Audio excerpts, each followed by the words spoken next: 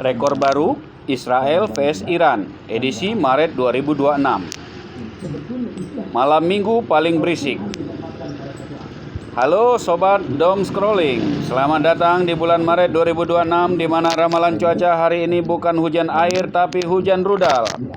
Israel baru saja meluncurkan operasi Lion's Roar. Padahal kalau di sini auman singa itu biasanya cuma suara perut lapar pas nunggu gajian, tapi di Teheran itu artinya jet F5 lagi mampir tanpa diundang. Mainnya keroyokan. Israel nggak sendirian guys.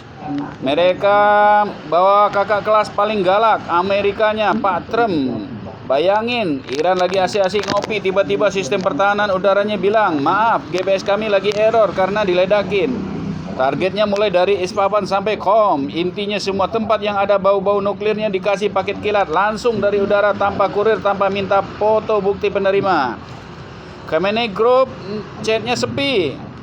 Nah, ini berita paling breaking news. Ayatollah Ali Khomeini dilaporkan tewas. Ini berat grup WhatsApp keluarga yang adminnya tiba-tiba lab. Dunia kaget. Jelas, tapi intelijen Israel bilang, kami sudah pantau lewat Zoom meeting. Tanpa mereka sadar, efeknya politik Iran sekarang lebih berantakan daripada kabel listrik di Jakarta. Siapa yang mau gantiin? Belum ada yang angkat tangan.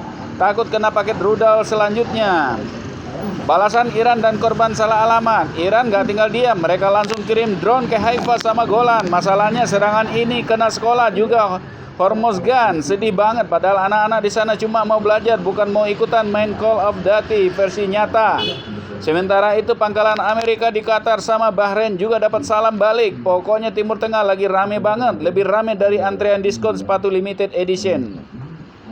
Dompet kita menangis. Yang paling lucu dan tapi sebenarnya nggak lucu adalah harga minyak langsung meroket. Emas juga naik. Jadi buat kalian yang asetnya cuma saldo 50.000, selamat, kalian cuma bisa nonton inflasi sambil makan mie instan. Pak Trump di Amerika sana santai aja, sementara kita di sini mikir, habis ini harga bensin naik berapa ya? Tidur pakai helm. Kesimpulannya, Maret 2026 ini bukan bulan yang baik buat kalian yang pengen ketenangan. Pesan moralnya cuma satu, kalau ada suara ledakan di langit, jangan langsung di Instastory ya.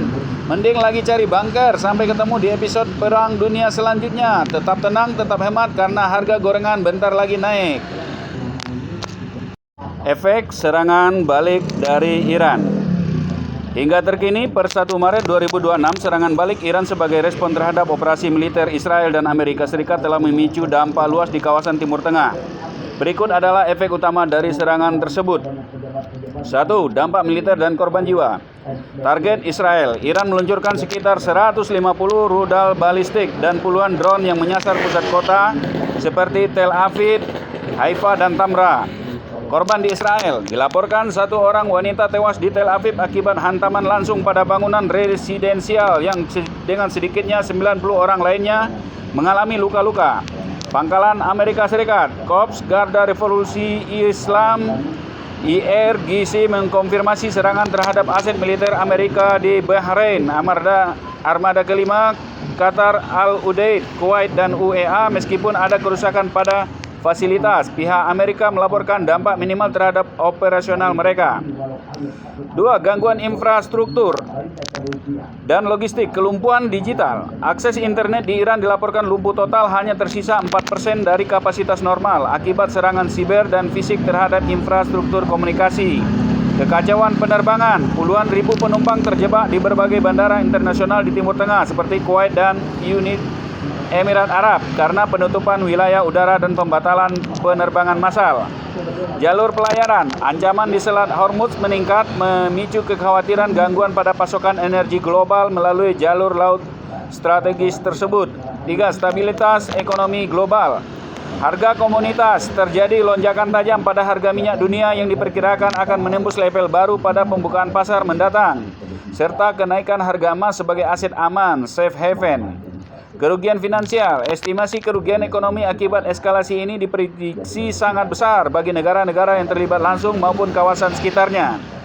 4. Eskalasi regional, keterlibatan proksi.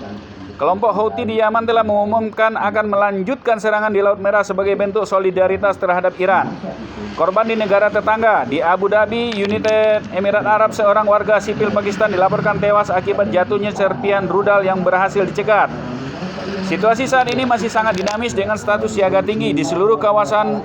Dewan Keamanan PBB telah menjadwalkan pertemuan darurat untuk membahas krisis ini. Bagaimana sikap Indonesia terhadap situasi perang ini? Apakah Indonesia masih seperti zaman presiden dulu, gerakan non-blok, atau malah jadi goblok? Ikut sana, ikut sini, punya pendirian yang terarah ke barat atau ke timur, ke Amerika atau ke Iran. Kita lihat saja apa yang akan dilakukan oleh pemimpin negara kita. Apakah dia lebih condong kepada Amerika atau sebuah strategi aja dalam trik bola, bagaimana menggoyang bola supaya gol ke gawang lawan, pura-pura menyerang ke sana. Sama-sama kita nantikan bagaimana arah kebijakan, begitu juga DPR dan MPR apakah punya sikap terhadap kebijakan pemimpin negara kita. Sama-sama kita nanti dan kita tunggu ya.